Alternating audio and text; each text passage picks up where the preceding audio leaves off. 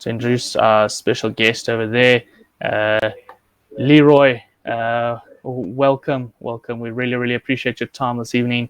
Thank you for coming through. Matt, anything you want to add to that? Yeah, hey Leroy, how are you doing? Long time no How you guys speak. doing, eh? Good, man. Good, man. Happy New Year. Long time no see. Shane, where are you? I see you've got a nice roof there. Where are you? Is that your house? I'm out in some area in the Eastern Cape. Okay. Nice roof. Nice hair, too, eh? Thanks. Yeah, he's living the life, this guy. Hey, this man is living it up, eh, Matt? One day, someday, we'll be like him. Yeah, exactly. Yeah. He's leading us and we're just following, right?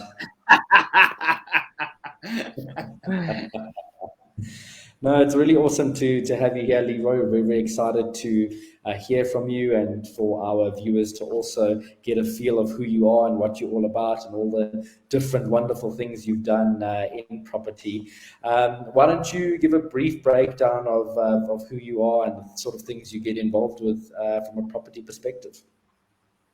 Okay, awesome. No, thanks for inviting me, guys. So what I do is I buy properties. As it says on there, started 26, started buying sheriff's auction properties, then moved into buy to lets, multi lets, and now I'm basically doing developments, these inner city buildings, buying them, converting them, and so that's basically that's what I do, and also do coaching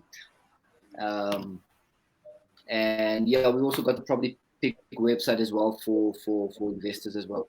So that's a quick summary there of what I do. So I started flipping, then started keeping a few, made a lot of mistakes Yeah. in the process, learned a lot of lessons, which everyone does. Yeah, so that's basically a summary of what I do there, Matt. No, brilliant stuff, Leroy. Maybe tell us a little bit about your first deal.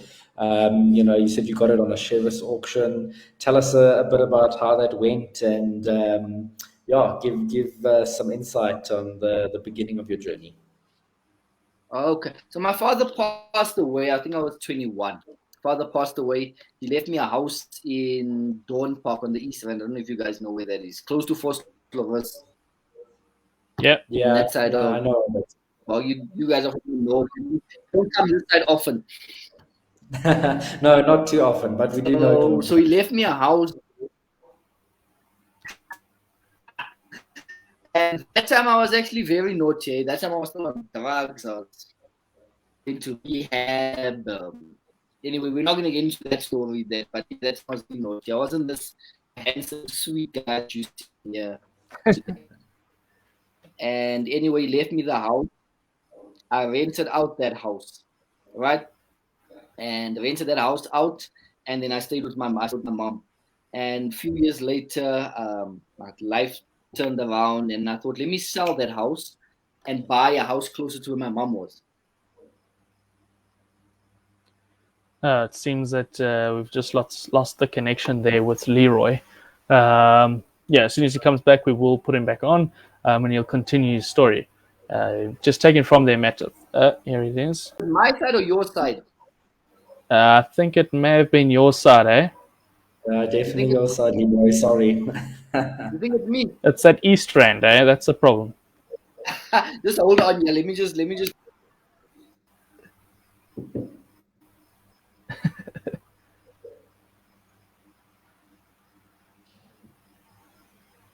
Yes. All right, cool. Sorry, man. I just told them to put off some of the devices inside. Hopefully that helps. Yeah, Can it you hear should me? be Cool. better Carry now. on there. Is it better? Okay, cool. So then, anyway, then the house I bought, the guy that I bought it from, bought it at the sheriff's auction. So he paid like 400,000 for the property and sold it to me for 600,000. And that's when Wow. I started, and something's wrong. And when the deal was done, I asked the agent, okay, what's happening? Who's this guy? And she said, no, this guy buys at the sheriff's auction. And then I went looking for where the sheriff's auction was because I was slightly upset. Something was wrong with that picture. Why is he buying at 300 and I'm buying it at Yeah. 600? And that's why I found the sheriff's auction, went a couple of weeks, got some money together, bought the first one. And then I went bought the wrong properties 3 times at the Sheriff's Auction. I don't know anyone else who's done this. Who's bought the wrong property 3 times. Yeah, first So then I've heard of it. yeah, me too. I was hoping someone else has also done it, so I'm not the only silly guy that bought the wrong property 3 times. But can you believe it? From those wrong properties, I made more money. I flipped them all, right? From those three Yeah. properties, wrong properties, I made more money than what I made from the ones I actually knew what I was doing. Wow. So why do you say that they were the wrong properties? Maybe tell our viewers a little bit more about that. Why did you see them as the wrong properties? Because like it was the wrong property. I thought I was buying a 3-bedroom house on this side of the street. I bought a 2-bedroom house on the opposite side of the street. I bought the wrong house. I see. Mistaken identity. Eager with that pedal, eh? Now, but the first I started buying in townships or Rachel Park, the place I'm from. Now, there wasn't house numbers. I didn't know anything about Lightstone at the time. I was just doing calculations in my head, and some of these township houses, not all of them have numbers on, and they all have these long numbers like 1,127,200. So it confuses you. Sure. So that was the first one. But I almost sold that one for double than what I bought it for. Then I went again, excited, made some money. I bought a townhouse. And I thought I was buying a ground unit, and I bought a top unit. They changed the numbers. Now, at the Sheriff's Auction, they don't always give you the correct details, right? Sure. Rates are not always correct. House numbers are not always correct. So you need to double check that, do your own research. And I didn't know how to do that at the time, or I thought I knew. Clearly, I didn't. And so I bought the wrong property, flipped that one, and then I got a bit confident. Then I started buying a couple. Then once I went to buy one, and I wasn't the successful bidder, and another one came up, and I thought I knew the complex. I thought it had a ground floor and a first floor. But then when I bought it, when I went to go look at it, it had a third floor, and I bought the third floor one in the corner. Oh no. So that's 3 times. Let me think. Is there more? I hope not. No, that's that's 3. But as I said, I think what's important to take away from that is that you still had that ability to carry on. You never doubted yourself once. Yes, you learned a lot in that initial period, but you made the most of it. Yeah, you didn't stop challenging yourself, and look where you are now. I think if it wasn't for those mistakes and stuff, you wouldn't be as probably cautious or so good with your due diligence. yeah, no, I think, sure, maybe it's just God, eh?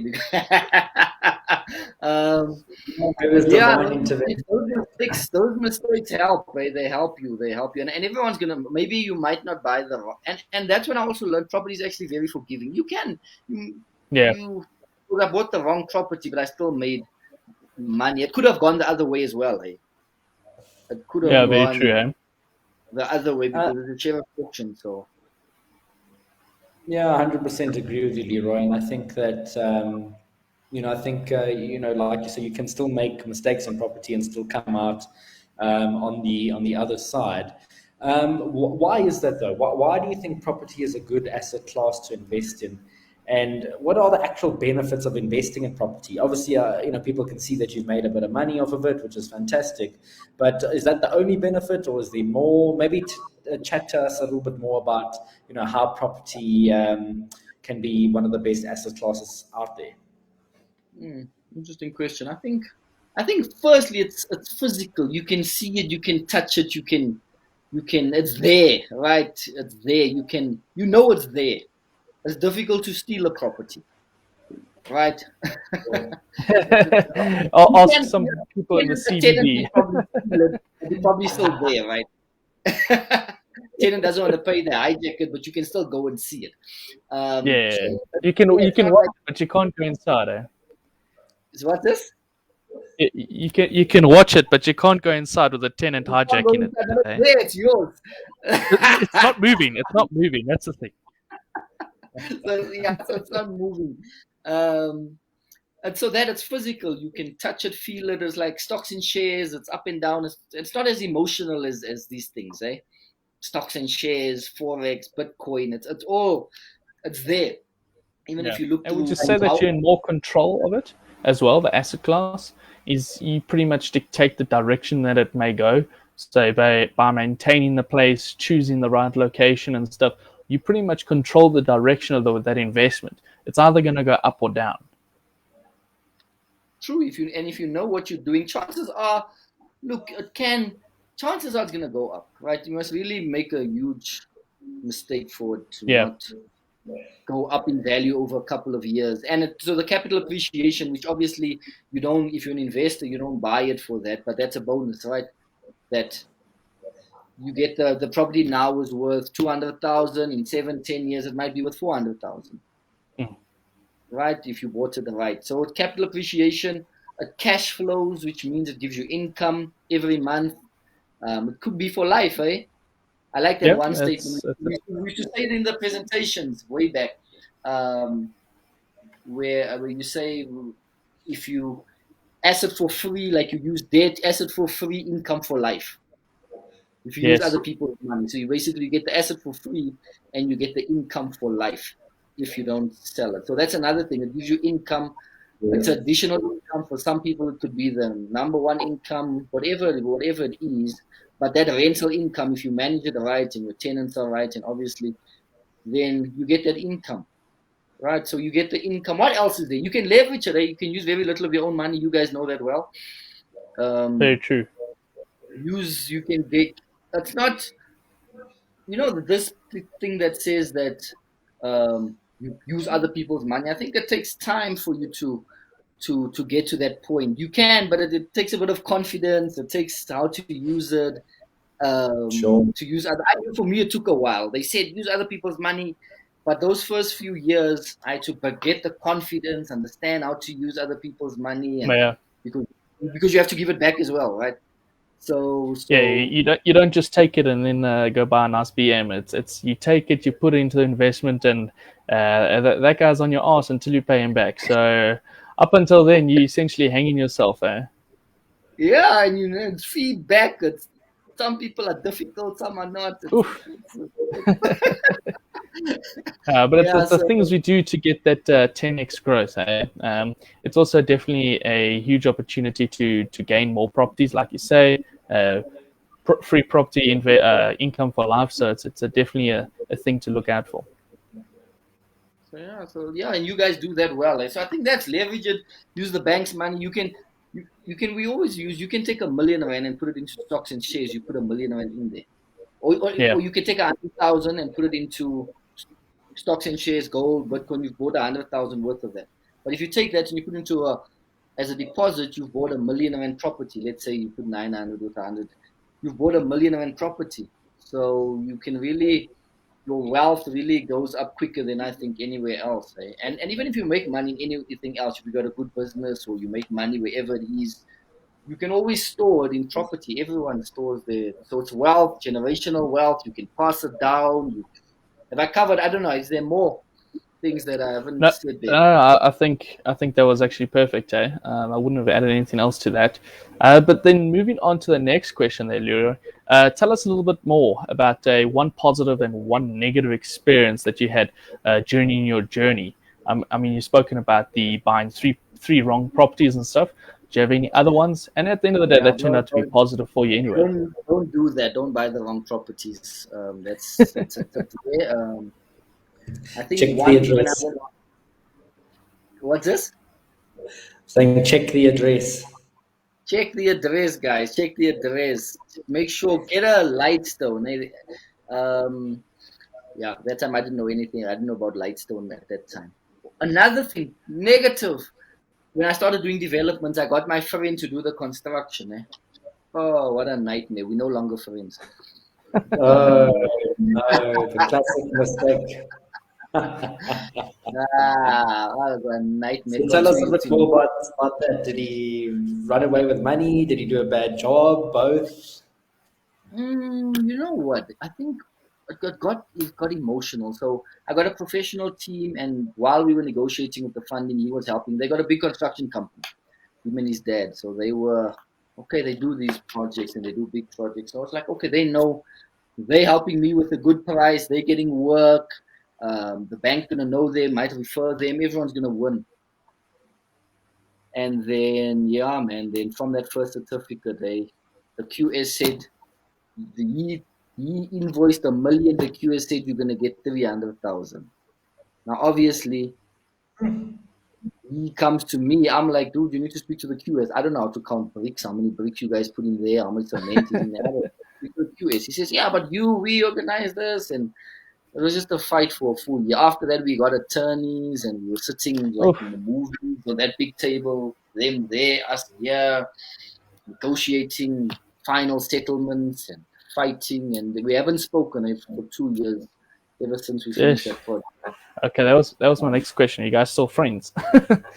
No, yeah. A few months ago, I was feeling we were. It was my anniversary, and we were gone. And I told my wife, I said, you know what?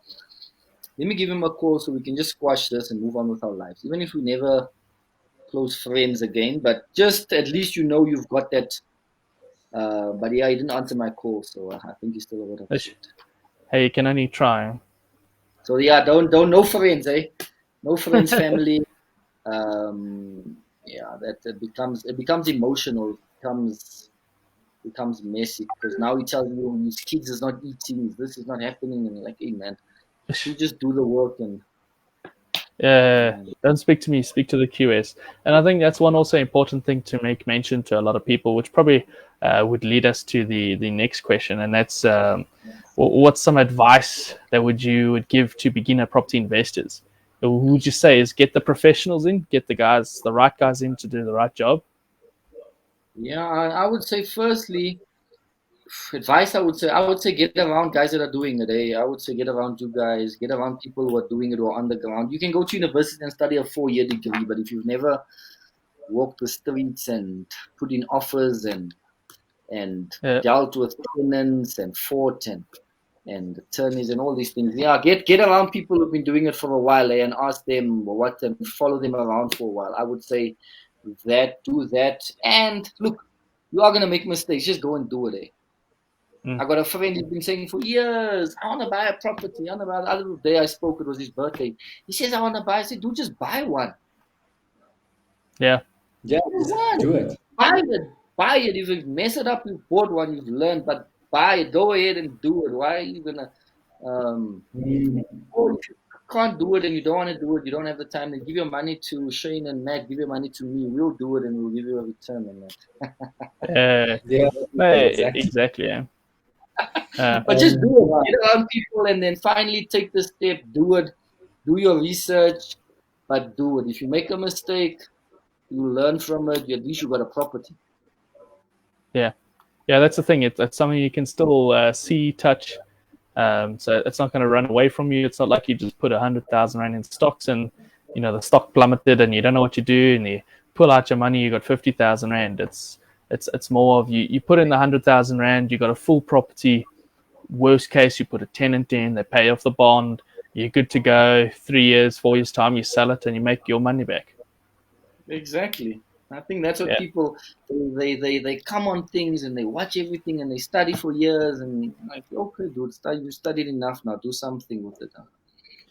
Yeah, and I think Very, very true. like the famous saying goes, you only regret the things you didn't do in life. So like you say, just jump in there and do something. Buy a property, invest in property, just do it, and everything will work its way out. Yeah, and I don't know. I enjoy it. Everyone might not enjoy it, but I enjoy it. Not easy, but it's I don't know. What do you guys think? I enjoy it. Yeah, no, I think we wouldn't be on this live stream with you now if all three of us weren't somewhat passionate about it.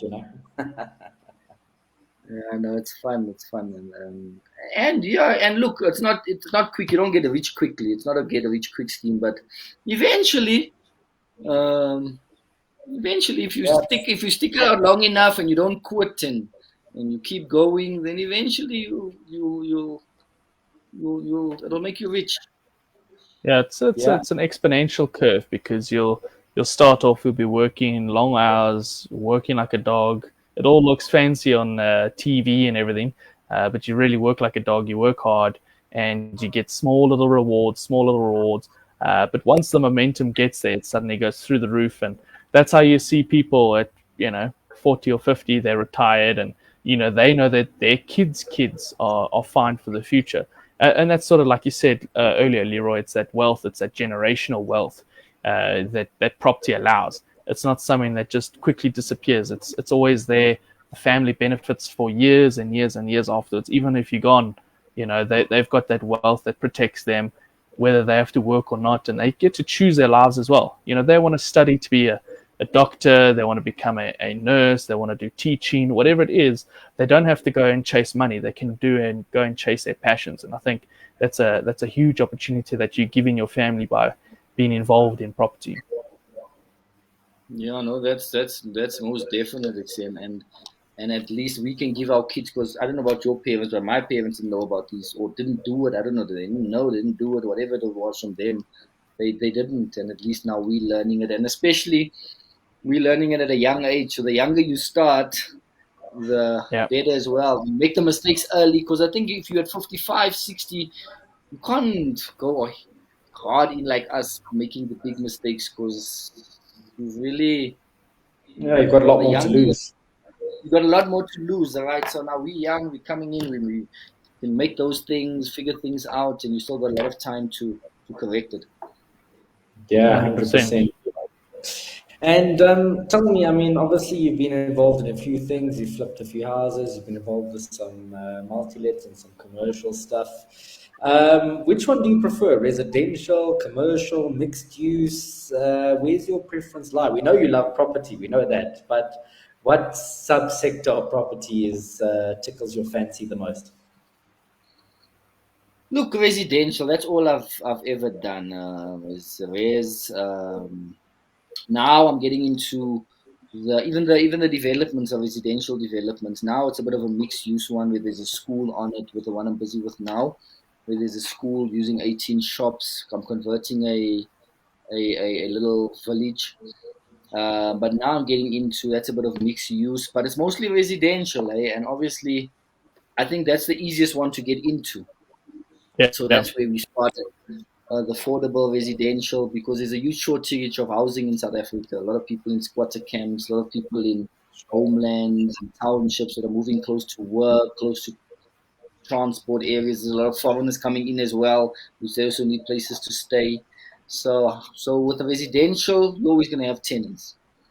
Commercial offices, I don't know anything about. I wouldn't, with this COVID thing showed us you don't really need it. So a lot of people are converting cents, and they're converting their office spaces into areas now. Retail, online shopping, malls, I think are also not. Um, Yeah, there's a but lot it of depends. online everything. You find other guys that specialize in it, but for me, it's residential and now mixed use, maybe building with flats and a couple of shops at the bottom. So that's what I know. I'm not saying it's the Yeah. best, but that's what I know. That's what I and that's what the money is there for. Follow the money, eh? If the money wants you to do affordable housing now, and there's a demand, I do affordable housing. Tomorrow, if the money changes and the money says, Leroy, go do Mm. Airbnbs, and there's a demand for it, I'll change to Airbnb. Tomorrow, if Yeah. Yeah. follow the money, eh? But I think No, that's also what's so great about property as well, is that the change doesn't happen tomorrow. You can follow the trend. You can see where it's going. The neighborhood. It's going up. It's going down. It's changing its direction. It's not going to happen in one day. Suddenly, it's like, oh, everyone hates this stock, and they move to that stock. It just doesn't happen in property. So you can foresee it for 5 years at least, and you essentially know how to follow that money. It's not like you're in the dark every single day and worried. Yeah, no, that's true. And things change. Things change. So if an area is going down, it doesn't go. As you said, it doesn't go down overnight. You can see, okay, this is happening. The police are not coming out. There's crime is going up. And then if you want to Yeah. get out at time, and one good tip that Andrew gave me, and you guys probably know the same tip, is that you always invest in an area where there's two or three big industries that you always know Yes. that they'll demand in, that you won't invest in somewhere like, let's say, Rustenburg, where there's just mining town. And if the mine closed, then the town is dead. You understand? Yeah. So that's a great tip that I got from Andrew years ago. That's very good. Yeah, no, sound advice, definitely, Leroy. Sound advice, indeed. Let's maybe look a little bit to the future. Obviously, we've spoken a bit about the current trends and how the pandemic has affected property. We've chatted a bit about what you've done in your past. But do you think that how do you think that the property industry will be disrupted in the future for the better? And do you think that there's anything that could possibly threaten its stability as an asset class? I mean, we've touched on why it stood the test of time up until now, but is there anything that could potentially derail that in the future? For the better. I think technology, will make it easier to buy, easier to sell, easier to view. You might not have to go and okay, you want to go view the physical property. You look for cracks and things and foundation stuff and just make sure. But things like that, like technology, these video things and renting is easier, buying. What else? Managing properties are becoming online stuff now, and management systems, and Mm. there's Airbnb stuff now that people are bringing out there. So I think technology is changing it for better. Greening as well with your solar and your low flow taps and all those things are. Yeah. It's expensive now, but obviously it saves you in the long run. But hopefully it gets cheaper as time goes and more people use it. Now it's expensive greening thing. It doesn't. Some projects it's not feasible to green it.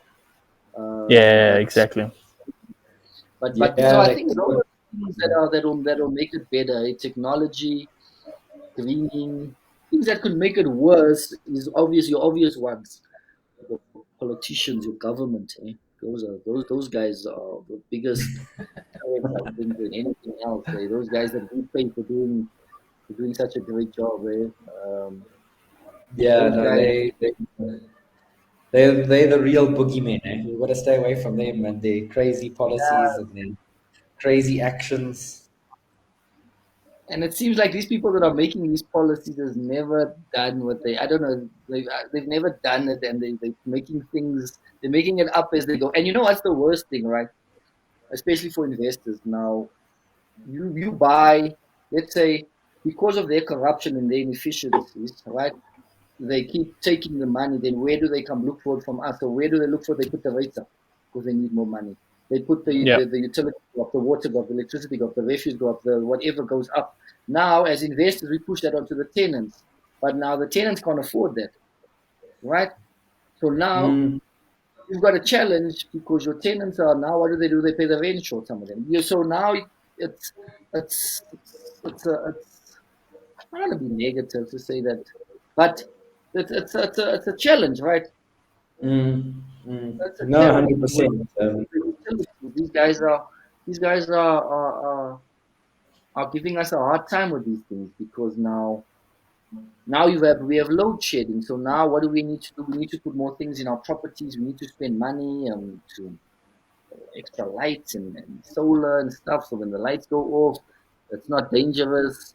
Um, for the tenants, they can see where they're going, not fall down the stairs and stuff. So yeah, man. Politicians and government. I think that's the biggest threat to us currently. Otherwise, there's a demand for tenants. There's like South Africa has a huge shortage, over 2 million of housing. Like, those people need somewhere to stay. There's people coming in. Yeah. Um, so yeah, there's more positive than negatives, but there are negatives as well. Yeah, no, 100%. And I suppose, like anything in life, no one knows the future. As much as we can predict and we can forecast things, we don't know. We don't know what could happen in 5, 10 years from now.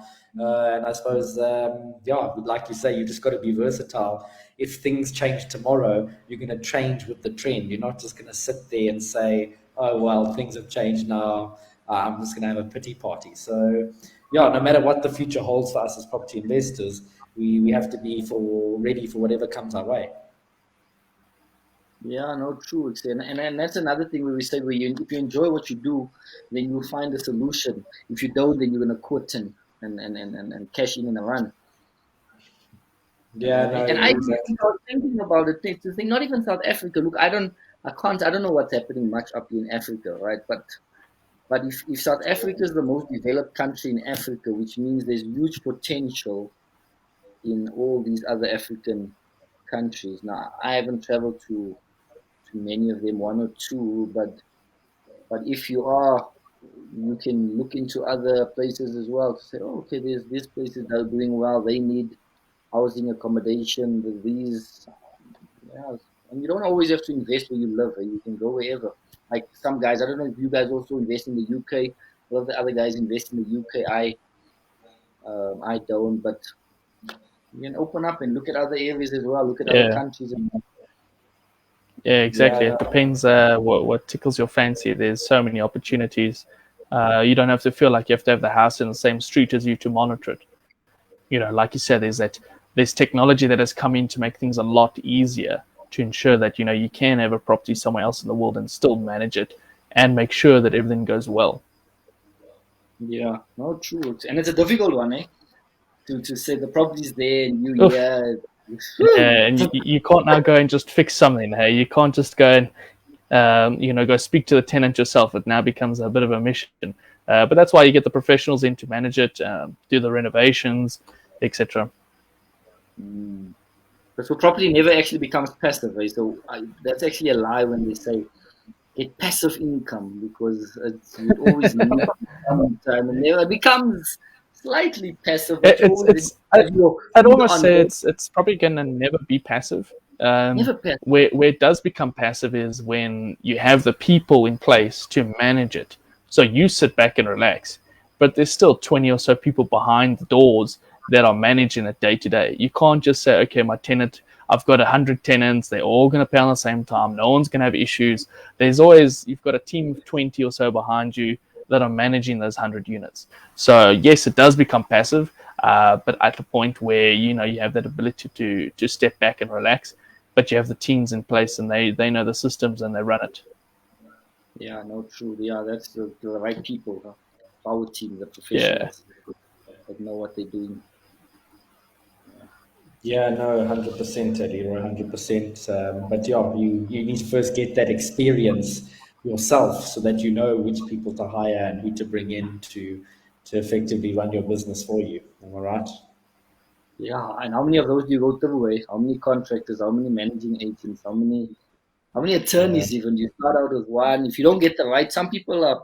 But you see, what's a nice thing is that some people come into a network or they connect with you guys, and you guys already have the people and they have a smoother experience, right? Or they connect with the network like Stefan or whatever, and you find the right people in there. But and then some people have to go like myself. I went trial and error, attorneys, accountants, Mm.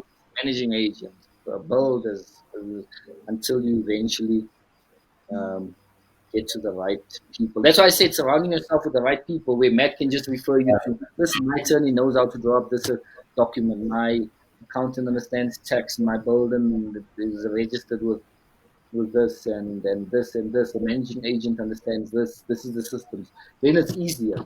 But if you do it alone, it's a lonely, hard, long, painful uh, No, you're 100% on, Leroy. I see there's a question that's come through here from Tapelo. She wants to know what is your goal in terms of how many properties you'd like to own at the end of your property career? What is the grand total that you're looking to acquire by the time you say, I'm finished? Tapelo. So a billion. I said this. I own over 1,000 properties. $1 billion property portfolio. That's. Yes. So we're going for the billion, eh? You've got to very aim high. nice. Set your Shane is goal. laughing. Why are you laughing, Shane? No. I mean, the thing is, someone's got to do it. Okay? Someone's got to be that guy who has R1 billion in assets, and there's actually so many people already that have it. And I think a lot of us think that it sounds so silly and it's unachievable and all of that, but with that dedication and hard work, it's certainly achievable. And like you said, surround yourself with the right people, and it quickly becomes a reality rather than just a figment or a dream. Eh? No, it's true, and I want to go for it. I want to go for it. I am going for it, and and we've got guys that are good examples, right? Like let's say let's use TJ for an example, right? TJ started after me, like a few years. I did the presentation when he came through, and now they own like 300, 400 units, Yeah. whatever. If I had to guess, I haven't seen the properties. We just talk, right? But if I had to guess, 200 odd units. If I had to look at 200 odd units, could probably be something like 100, 200 million already. Yeah. Potentially, right? Yeah. I don't know. I don't know. I'm just guessing. And so he's 40 now. So which means if he goes at the rate he's going by 45, he'll be hitting a billion, and they are right. Yep. And 100%. also, if I go the way I'm going now for the next let's say 10 years, I probably would eat a billion rand. Yep. If I don't stop, if I continue pushing the way we're pushing now. So it's achievable. I actually see it, man. I see it. I feel it. I taste it. That's the way. You got to taste it and you got to feel it. That's how it comes. Yeah. So that's my goal. No, that's And I awesome. see there's one last question here from Maria. She wants to know how do you handle a bad tenant in one of your properties that isn't paying their rent? You come with your guys and you throw this stuff out. It's a joke. We'll edit that out. We'll edit that out. It's a joke. No, obviously you have your managing agent that sends them the letter, and then it's the demand letter. Then they get the letters after the 7th, and if they still not pay, then yeah, man. Look, but my thing is, it's your property. Eh? I know the government has its rules and stuff. It's your property. I pay the bond. I pay the things there. I took the risk, so I'll give a tenant a chance. If they're not, then they must leave. Hey, and if they don't want to leave after a while, and then you have to come in and put the electricity. It's not legal. Let me be straight now with you guys. So, Right, this is Yeah. where's this live going, so I know what to say. you're free to speak your mind. Let's say that. Yeah, so it's not legal. Put off the electricity. If you really try to work with them, right? But if they don't want to work with you, and then obviously because if they don't pay me and I don't pay the bond, the bank takes the property. Yeah, Exactly. exactly. So you need to get once a guy came. I think I gave him a month or 2 or 3 on one thing there, and I said, "Hey, my man, I've helped you now. I think you need to move in with family now because obviously it's becoming a problem." And then he came with a letter from the municipality which says that I cannot evict him from the property. I said, "But dude, I tried to help you for like 3 months. You coming with this letter now? I thought we were working together." And I said, "Okay, that's fine. The municipality doesn't pay the bond here. Yeah. Go tell them to tell the municipality they must find you a place." And I said, "I'm coming with my guys in an hour and I'm throwing your stuff out." Yeah, you know what? I think Maria. I hope she gets the idea of what being a Yeah, landlord. the right way is obviously um, give the tenants the demand letter, and then if they do not move, then you get the attorneys and you do the eviction. Um, that's the correct way to do it. But Rian always said it best. He said, "You never want." They look that only happened once. Say, I'm talking like it happens every day. It happened once or twice in like 8 years, so it's not something that happens often. Um, but most of the time they move. If you make it uncomfortable, Yeah. they leave. But Rian said if you place the right tenant from the start, then you do not have those challenges. You never want to fight to evict a tenant because you always want to do your due diligence, do your placements right. So if you do your due diligence correctly, you don't have those challenges. Um, So that sounded like I do that often. I don't. That's like once or twice in like 8 years or so. Yes. So no one must think you've got like a Slava gang or something there in the corner, and you go and you take guys out and take their kneecaps and all of that. It's it's yeah. You definitely follow the correct way, and always consult your attorney and take it through that correct legal route. And yeah, at the end of the day, pick the right tenant. I think amen to that. That is yeah, wisest words ever. Yeah. So that's the. So I think I started it. I started it wrong there, maybe. Yeah. We finished off well. That's the thing. Finish Take well. Shane's That's advice, fine. not mine. Take Shane's advice, not mine. You got me. Yeah, there you go.